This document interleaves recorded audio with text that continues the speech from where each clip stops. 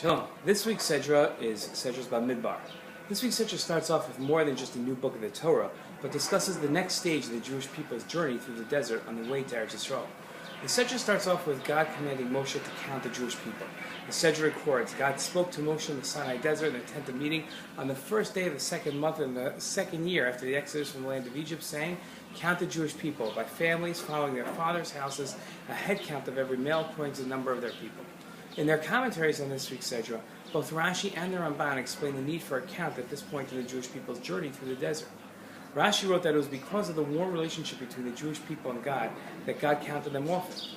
Because the Jewish people, Rashi wrote, were dear to God, He counted them often. When they left Egypt, God counted them. When the many Jews were divinely executed because of the sin of the golden calf, God counted them to know the numbers of their survivors. When Hashem came to cause His divine presence to rest among them, He counted them. On the first of Nisan, the Mishkan was erected. On the first of Iyar, He counted them. The Ramban took a different approach. He saw the count as a strategic in nature. The Ramban wrote, this census was consistent with the way a nation prepares for war.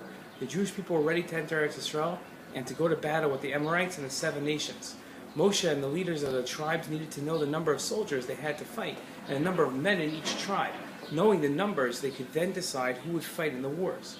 The Torah doesn't have us rely on miracles, even though God promised that our victories would be 1 Jewish soldier chasing 1,000 enemy soldiers.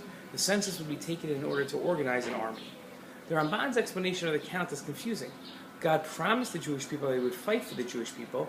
God promised the Jewish people that through miracles and divine providence, the Jewish people would miraculously win every battle.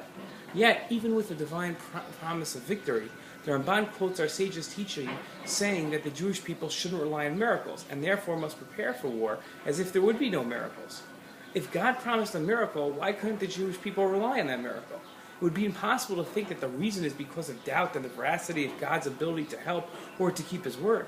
Rather, it must be that there's a level of perfection attained by man when they put in effort and earn their own accomplishments. In preparing for war, Bnei Yisrael were taking the steps to overcome their natural fear and hesitancy to go to war. Preparing to battle was part of the steps needed in following God's command to go to war.